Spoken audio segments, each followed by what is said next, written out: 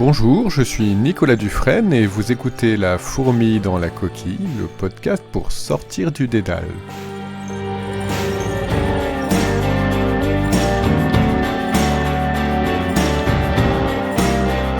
Avec l'arrivée des intelligences artificielles dites génératives, ne devrions-nous pas à nouveau explorer le rapport entre l'humain, l'esprit, la créativité, l'art en tant que création artistique et l'art en tant qu'artisanat ?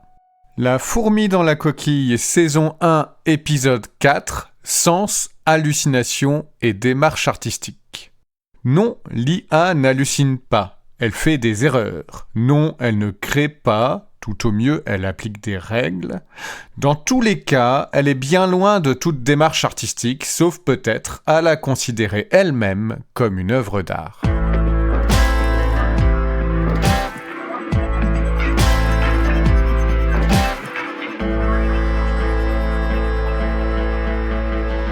L'enfant humain commence son apprentissage dans la vie par des simples répétitions des faits et gestes de ses parents. Mais très rapidement, il en tire un sens et des concepts abstraits. Il est vite capable de faire des raisonnements logiques, de faire des déductions. Il réduit ainsi la quantité d'exemples et de répétitions nécessaires pour étendre ses connaissances. Il accélère et facilite avec son raisonnement son propre apprentissage. L'intelligence artificielle, de son côté, qui fonctionne sur l'apprentissage automatique, aussi puissante qu'elle puisse être, elle fait que de la statistique et ne tire aucun concept, elle ne comprend rien. Elle ne fait pas la différence entre une idée abstraite, un objet concret ou une émotion. Elle ne sait que associer des mots à une mémoire, sans faire aucune différence entre ces mots. Lui demander par exemple de générer l'image de quelque chose de heureux ou de générer l'image d'une table, ça aboutit exactement au même processus.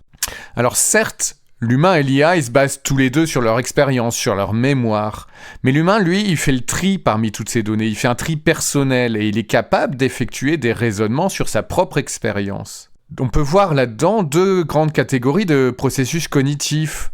D'un côté, on a tout ce qui est instinct, méthode heuristique automatique, l'émotion. Et de l'autre côté, on a le raisonnement, la réflexion, la logique, notamment en utilisant le langage. L'IA, qui d'ailleurs ne possède aucun langage, bien qu'elle soit capable de faire semblant de comprendre du texte, elle est absolument incapable du moindre raisonnement logique. Tout au mieux, elle le simule, elle l'imite. D'ailleurs, ce fonctionnement des processus cognitifs de haut niveau chez l'humain est notoirement difficile à expliquer. On ne sait pas quelle place joue la conscience dans ces processus, ni exactement où se situe le pouvoir de prendre des décisions sur l'échelle de la conscience. On ne sait pas non plus quelles propriétés physiques, quels fonctionnements biologiques et neurologiques sont impliqués dans la pensée et l'esprit, la conscience. On ne sait même pas si la conscience peut être reliée directement à de quelconques propriétés physiques. C'est ce qu'on appelle le problème corps-esprit en philosophie et ce problème n'est toujours pas résolu. Ça paraît quand même aujourd'hui raisonnable de considérer l'esprit comme étroitement lié au cerveau. La cause physique de l'esprit est-elle alors simplement un agencement de nombreux neurones connectés entre eux ?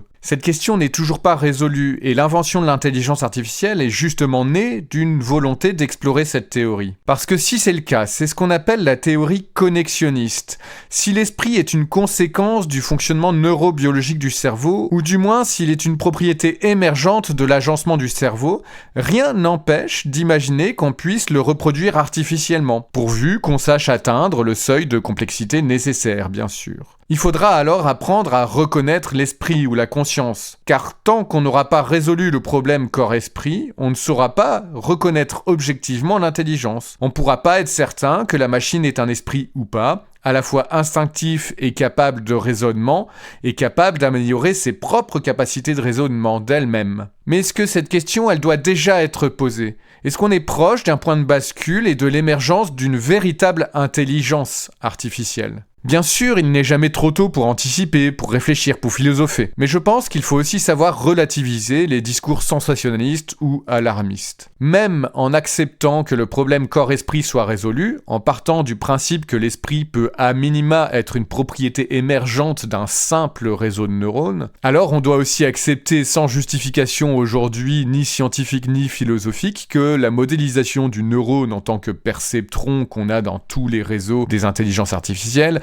il faut accepter que cette modélisation, elle est à la fois juste et suffisante, qu'aucun autre processus que ces connexions neuronales ne puisse être la cause de l'esprit. Parce que dans le cas inverse, il reste encore à découvrir quels autres processus seraient en jeu, puis de savoir les modéliser, savoir les reproduire. Autrement dit, l'échéance reste très très éloignée. Et au-delà de ça, même si on résolvait ces problèmes, on peut constater que le cerveau humain, qui est constitué de 100 milliards de neurones, consomme environ 20 watts d'énergie. C'est à peu près l'énergie d'une ampoule, en gros. L'IA, de son côté, elle se contente tout au mieux de quelques milliers, voire quelques millions de neurones, ce qui est plusieurs ordres de grandeur en dessous du nombre de neurones dans le cerveau. Et elle a, malgré tout, des consommations énergétiques qui sont plusieurs ordres de grandeur au-dessus de celle du cerveau. Un simple ordinateur de bureau consomme 100 à 150 watts quand il est au repos, quand il ne fait rien. C'est-à-dire la consommation de 5, 6, 7 cerveaux humains. On est donc très très loin de reproduire ces performances. On notera aussi que le cerveau ne termine jamais sa phase d'apprentissage. Il apprend en permanence, il progresse toute la vie. Alors que l'intelligence artificielle doit être entraînée encore et encore. Elle ne progresse pas à l'usage. Elle a tout simplement besoin de beaucoup trop de données pour parvenir au même niveau.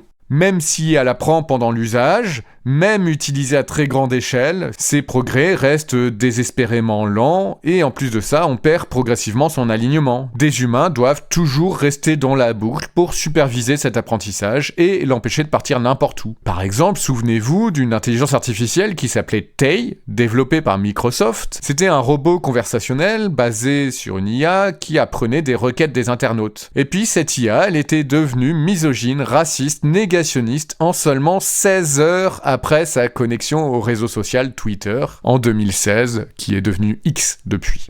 Il y avait un précédent en plus chez IBM, Watson, qui était l'IA qui a gagné au jeu Jeopardy. Elle s'est mise à utiliser des gros mots et de l'argot après avoir appris les données qui étaient dans l'Urban Dictionary, un dictionnaire en ligne participatif. On est donc probablement encore loin du temps où l'esprit artificiel pourra émerger et pour l'instant l'IA n'est qu'un outil statistique qui comprend absolument rien à ce qu'il fait. Alors est-ce qu'on peut vraiment parler d'hallucination ? Vous savez, quand ces IA génèrent des images ou du texte sortis de nulle part sans trop de justification, en images ça fait des choses un peu surréalistes, en texte tout simplement elle invente des faits de nulle part.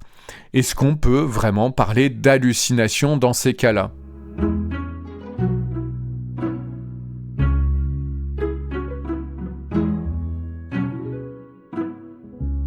L'hallucination de l'IA est en fait la conséquence de deux aspects. D'une part, on a l'incompréhension totale de ce que l'IA fait, l'absence d'esprit logique et raisonnable, et donc son incapacité à reconnaître la vérité aussi bien que l'adéquation entre le sens d'une demande et le sens de la réponse. Et d'autre part, c'est lié à une extrapolation statistique qu'elle fait, en n'étant pas bornée par la logique qui résulterait d'un esprit supérieur, d'un contrôle de haut niveau, et en ne possédant aucun concept abstrait, aucune représentation symbolique, les résultats de l'IA sont la conséquence d'une analyse locale sans vue d'ensemble. Prenons un exemple, une main humaine. L'humain a une représentation abstraite de cette main dès son plus jeune âge. On sait que c'est un membre situé à l'extrémité d'un bras qui est constitué d'une paume, de 5 doigts, dont un pouce opposable chez les primates. Et on sait que l'être humain en possède généralement 2, qu'elles sont chirales, symétriques, que les doigts se terminent par des ongles, etc., etc.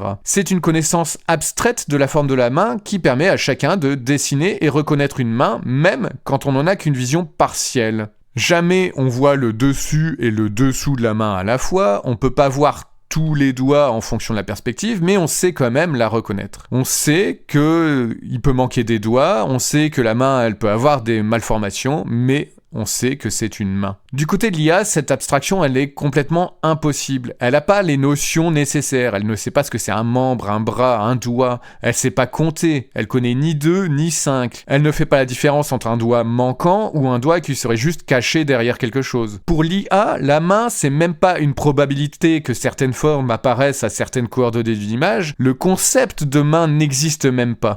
Il n'y a que la probabilité de certaines formes, de certaines couleurs, en fonction de leur environnement immédiat, doigt et d'une demande quelconque, du prompt de l'utilisateur. Il n'y a donc aucune différence entre un doigt, une main, un bras, et l'IA peut tout à fait générer des doigts en trop ou des mains difformes simplement par manque de vision d'ensemble. Pour vous mettre à la place d'une IA, vous pouvez vous imaginer en train de dessiner le manche d'une casserole tenue dans la main de quelqu'un vu de très près. Faites-le sous une loupe suffisamment grossissante pour qu'il soit impossible de savoir combien de doigts ont déjà été dessinés, sans même savoir compter de toute façon.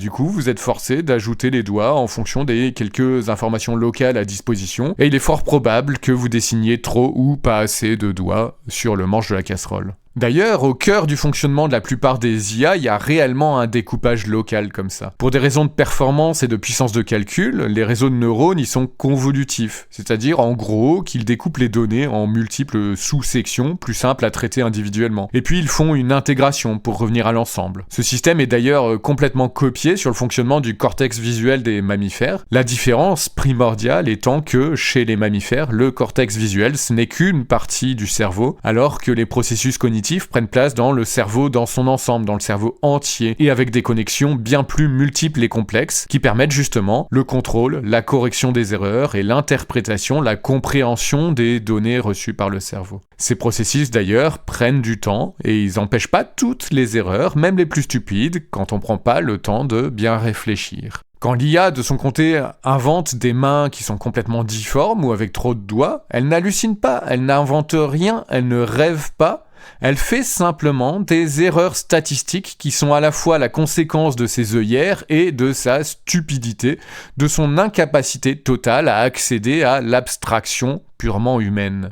Alors c'est vrai qu'on pourrait relever des similitudes fortes entre l'hallucination chez l'humain et ce qu'on appelle à tort l'hallucination chez l'IA, mais il faut pas non plus omettre une différence fondamentale, absolument primordiale. Chez l'humain, le rêve et l'hallucination sont la conséquence d'une altération du raisonnement et des processus cognitifs. Ou aussi peuvent être la conséquence d'états de conscience modifiés, tels que le sommeil, l'hypnose, ou des déséquilibres chimiques provoqués par la drogue par exemple. Chez l'IA, l'hallucination, ce n'est que l'accident visible qui résulte de l'absence permanente et complète de raisonnement, de processus cognitifs et d'état de conscience. En fait, il serait peut-être même plus juste de dire que l'IA, elle ne fait que halluciner en permanence, si seulement ça pouvait avoir le moindre sens de parler de rêve en l'absence totale de période d'éveil et de conscience, ou d'hallucination en l'absence totale et permanente d'esprit analytique et de contact, même indirect, avec une quelconque réalité extérieure.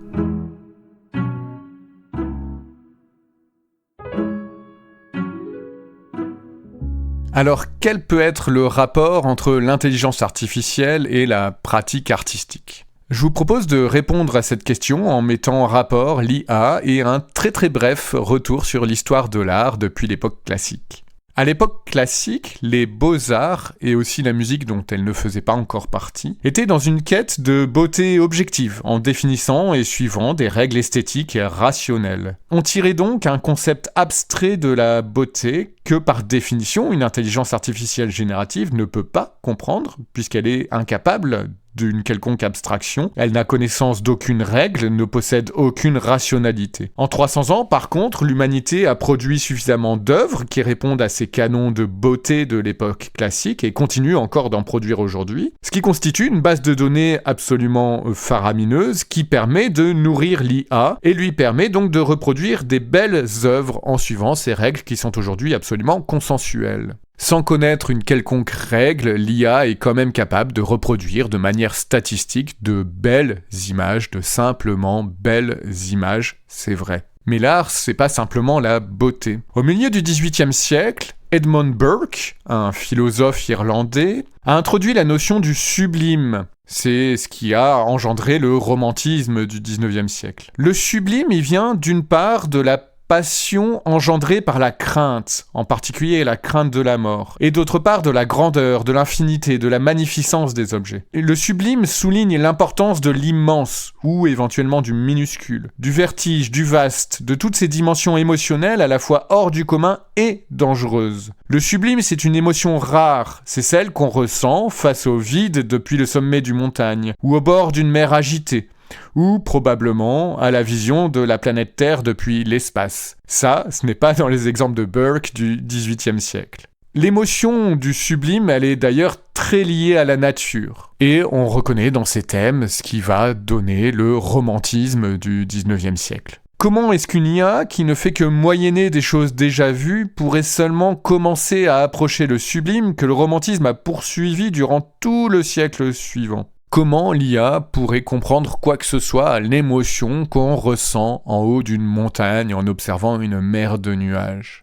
À la fin du 19e siècle, avec la naissance de la critique, l'art devient aussi un objet d'écriture. On s'éloigne progressivement de la recherche du beau ou de la simple émotion. Et puis ensuite, avec l'art moderne et l'art contemporain au XXe siècle, on apprend que l'art dépasse en fait la simple œuvre d'art. La démarche, l'explication, le contexte, le propos sont ce qui donne le sens à l'œuvre. Comment est-ce que l'intelligence artificielle, dont certains clament qu'elle est un outil artistique, moi, j'ai arrêté de compter les gens qui se disent prompt artists sur les réseaux sociaux. Comment donc cette IA, soi-disant outil artistique, pourrait-elle s'insérer dans cette histoire de l'art qu'on vient de voir ? On l'a vu, elle peut éventuellement faire du beau, mais certainement pas de l'émotion ni du sublime. Mais en tant que démarche artistique plus vaste, est-ce qu'elle a son mot à dire ? Il faut dire qu'une œuvre générée par IA est bien le fruit d'une démarche dans un contexte qui peut être critiqué. Ça fait donc elle une véritable œuvre d'art. Cette démarche, en l'occurrence, est celle d'êtres humains, de ceux qui décident de faire de l'objet généré par l'IA une œuvre d'art. Ça a été fait d'ailleurs, et c'est bien de l'avoir fait.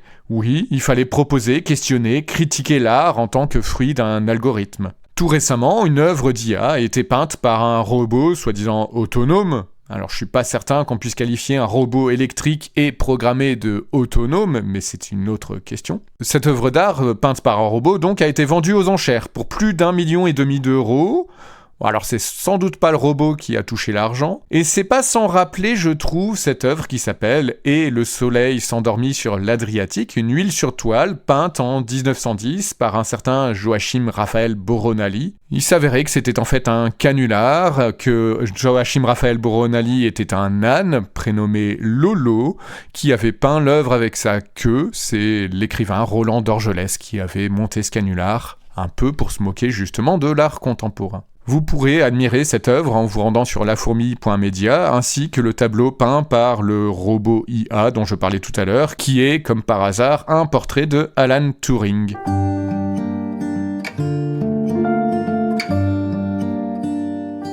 Il est bien malin, celui qui saura prédire quels seront les enseignements de l'art du XXIe siècle. Il semble bien en tout cas que l'IA, en tant que générateur fini, ne se réduise qu'à faire du beau consensuel, capable de reproduire, certes, mais sans les comprendre, un certain nombre de règles qui émergent en réalité des normes extraites d'une masse de données présélectionnées et filtrées. Il semble aussi que l'IA soit capable de faire de l'étrange grâce à ses hallucinations, ses erreurs, son absence de compréhension, sans vraiment pouvoir aller plus loin, et qui de toute façon n'égale absolument pas les travaux surréalistes du XXe siècle. Comme le dit Jürgen Goether, un auteur travaillant sur la technologie et son impact social, l'IA est une machine à générer des clichés. Pour toutes ces raisons, par exemple, l'IA est absolument incapable d'écrire un scénario. Toutes les tentatives ont échoué. Au-delà des dialogues qui n'ont ni queue ni tête, les scénarios générés sont toujours d'une banalité affligeante, absolument ennuyante. Je prends un exemple. Pour les besoins d'une recherche sur les modèles de langage, des chercheurs de Microsoft ont tenté de générer des milliers de contes pour enfants avec ChatGPT en version 4. 1/5 des histoires générées racontaient l'histoire d'enfants qui vont au parc et qui ont peur des toboggans. Les chercheurs, ils ont dû prémâcher le travail en générant des requêtes contenant des listes de mots aléatoires et d'autres détails choisis au hasard, comme une fin heureuse ou un twist du scénario, pour que l'IA soit capable de générer des contes qui soient un peu plus différents les uns des autres parce qu'elle n'a aucune imagination. En faisant une moyenne de tout ce qu'elle apprend, en ne sachant pas analyser ce qui fait la qualité d'une œuvre, l'IA, elle dilue le bon et le mauvais dans le médiocre, le banal. Elle se retrouve incapable de générer de l'intérêt ou de la surprise. C'est très très sensible sur les scénarios de fiction, où la représentation textuelle est mieux protégée de la fascination qui résulte de la magie apparente de la génération d'images très réalistes, ou reprenant des styles artistiques donnés sans intervention humaine. Mais c'est probablement plus visible avec le texte aussi simplement parce que la génération de texte est bien plus courante en informatique depuis plus de 50 ans. Il est fort probable, à mon avis, que la fascination pour les images et les vidéos générées par ordinateur s'essouffle aussi très très vite et qu'on se lasse finalement et assez rapidement de leur banalité, tout comme on se lasse du formatage hollywoodien des films d'action qui débordent d'effets spéciaux. Assez paradoxalement, l'IA est en fait bien plus performante pour résoudre des problèmes qui ne nécessitent pas une grande créativité, et elle peut faire preuve de pertinence dans la relecture, la critique, le résumé des textes et des scénarios par exemple. Elle peut, ou elle pourra, évaluer la créativité, elle peut repérer les grands arcs narratifs, elle peut étudier la présence et la cohérence des personnages. C'est dommage parce que c'est autant de tâches qui pourraient être analytiques et rationnelles, mais qui, par l'IA, sont le résultat d'une méthode informatique qui a choisi de tourner le dos à l'analyse. Plutôt que de continuer à perfectionner notre compréhension et notre analyse du langage, et de développer ainsi des programmes qui auraient nécessité un accroissement du savoir humain, en utilisant l'IA dans ce cas, on se conforte dans la volonté fainéante de déléguer notre intelligence à des machines. Les exemples de ce phénomène sont nombreux et applicables aussi au traitement de l'image. Parce qu'on a trouvé une solution qui marche, et par volonté d'aller vite, on se satisfait de cette solution sans même se rendre compte de la perte cognitive à l'échelle de l'espèce qu'elle représente. Il est notablement paradoxal d'ailleurs qu'après l'esbrouf des IA générant des images complètes à partir de quelques mots, le mouvement semble maintenant se diriger vers des usages un peu plus précis, en donnant plus de contrôle aux utilisateurs sur l'image, des outils plus spécialisés, parcourant finalement le chemin inverse en rapprochant progressivement les IA des outils plus classiques de traitement d'image, vers un point de convergence qui permette finalement de redonner le contrôle aux graphistes sur ce qui est généré. Tout ça pour ça, j'ai envie de dire. Mais au moins, les pseudo-artistes de l'intelligence artificielle finissent par se rendre compte et comprendre que la difficulté ne réside pas dans la fabrication de l'image, d'un texte ou d'une musique, mais que cette difficulté réside bien dans la conception, dans la démarche artistique qui est le fruit d'une expérience, d'une culture, d'un long enseignement nécessairement humain. Chris Renaud, le réalisateur de Moi, Moche et Méchant, Le Lorax, Comme des bêtes, qui est aussi animateur, storyboarder et producteur, le résume assez bien. Alors que l'IA ne fait que pomper le contenu que nous avons mis en ligne, nous, créateurs humains, luttons pour ne pas simplement régurgiter nos propres matériaux. Si on ne se satisfait pas de créations normalisées et banales, l'IA générative ne menace pas directement les créateurs, les créatrices, les auteurs, les autrices, ni leur art. Elle menace bien plus en fait le métier d'analyste, de critique, de relectrice et relecteur. Bien que dans cet épisode on parle d'œuvres d'art et de créativité, on pourrait aussi lier notre réflexion à une certaine vision du travail dans laquelle la production artistique pourrait être incluse. Si on considère le travail comme la production d'un bien ou d'un service qui soit utile à la société et auquel on décide de donner une valeur, on peut se demander ce qu'apportent à la société justement ceux qui se disent artistes mais usent et abusent de l'IA générative. Quand le gros du travail se limite à la rédaction d'une requête, d'un prompt et d'une sélection d'images dans un flot sans grande variété, quel peut être le propos artistique ? Qu'est-ce que l'artiste raconte à la société ? Quel est son message ? Est-ce qu'il est possible pour l'artiste de véhiculer un message qui serait le sien en n'utilisant que des images sur lesquelles il ne contrôle la fabrication que de manière très superficielle ? C'est la réponse à cette question qui nous dira quelle valeur apporter à ce travail. Il n'y a en réalité dans cette démarche qu'une fascination pour la soi-disant belle image, celle qui répond le plus rapidement et le plus facilement au canon de la beauté standard du moment. Une moyenne consensuelle de la prouesse technico-artistique de l'époque, mais précisément sans la prouesse liée à la fabrication et simplement disponible à portée de clic. On ne trouve là aucune démarche artistique ou créative. Et cet usage de l'IA générative ne mérite pas vraiment d'approfondir plus loin l'analyse. Demandons-nous plutôt quel est l'impact de l'IA sur les démarches artistiques plus vastes et plus complètes et comment elle s'intègre au processus créatif. Est-ce qu'elle est vraiment juste un outil comme un autre ou est-ce qu'elle a d'autres implications plus profondes ? Ce sont les questions que nous allons continuer à nous poser dans les épisodes qui suivent.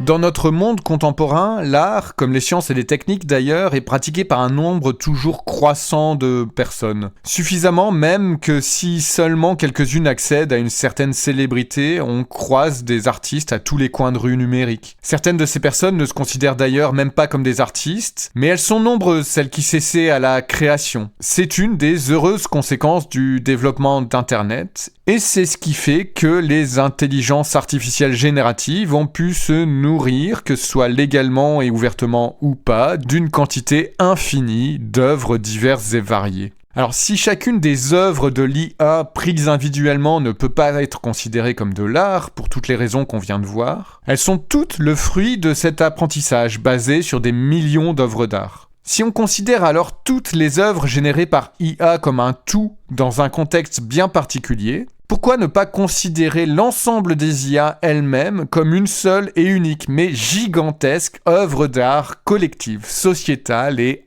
nationale? Prise sous cet angle, l'IA générative, en tant qu'œuvre d'art humaine et collective, serait un bien commun qui devrait systématiquement appartenir au domaine public et non être contrôlé par une quelconque entreprise ou organisation privée. Il faut quand même noter en passant que si les intelligences artificielles statistiques et génératives constituent dans leur ensemble une immense œuvre d'art collective et nationale, elle n'est pas pour autant mondiale, ni aculturelle ou polyculturelle. Si on fait un petit inventaire des IA génératives qui existent, on va vite voir que l'immense majorité sont soit états-uniennes, soit au minimum alignées sur des cultures proches, en Europe par exemple, ou bien éventuellement chinoises. De toute façon, l'histoire de l'informatique et de l'IA nous montre bien l'hégémonie états-unienne sur le monde numérique, et il faut bien comprendre que cette hégémonie ne peut pas être sans influence culturelle dès la conception des IA. L'immense majorité des langages de programmation est bien dérivée de l'anglais, et ils sont basés sur des principes de logique qui sont le fruit de réflexions de philosophes d'origine un peu plus variée, mais toujours occidentale, entre guillemets. Est-ce que si la logique avait été développée par des philosophes de cultures complètement différentes, est-ce qu'elle aurait été la même? Et est-ce que l'informatique aujourd'hui serait la même si elle n'était pas passée par la philosophie européenne? Il est évident aussi que les données d'apprentissage des IA statistiques sont très majoritairement issues de cette même soupe culturelle, qui est un mélange de culture européo-américaine. On sait que les biais dans les données d'apprentissage sont nombreux, et on sait aussi que les IA génératives reproduisent le plus souvent les clichés culturels des pays les plus riches et les plus influents, malgré les tentatives d'alignement, qui sont de toute façon réalisées par ces mêmes pays. Les IA reproduisent donc cette soupe culturelle, et leur alignement se fait aussi en fonction de ces cultures et ou des censures politiques des États qui les contrôlent. Si l'IA peut donc être vue comme une œuvre collective et nationale, comme un bien commun qui devrait être public, il faut bien garder à l'esprit quand même qu'elle véhicule une culture bien particulière et toutes sortes de biais artistico-culturels.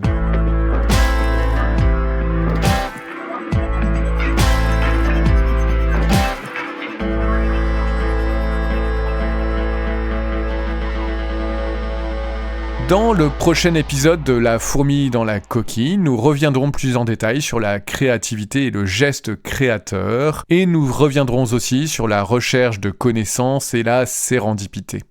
Si vous aimez ce podcast, je vous invite à le partager autour de vous, que ce soit dans la vie réelle ou numérique, et qu'il soit écouté par un maximum de monde. Pensez aussi à liker, mettre des pouces levés, des étoiles sur votre plateforme d'écoute habituelle. Ça devrait aider à faire qu'il soit un peu mieux reconnu par les algorithmes de recommandation dont on dépend aujourd'hui pour la diffusion du savoir.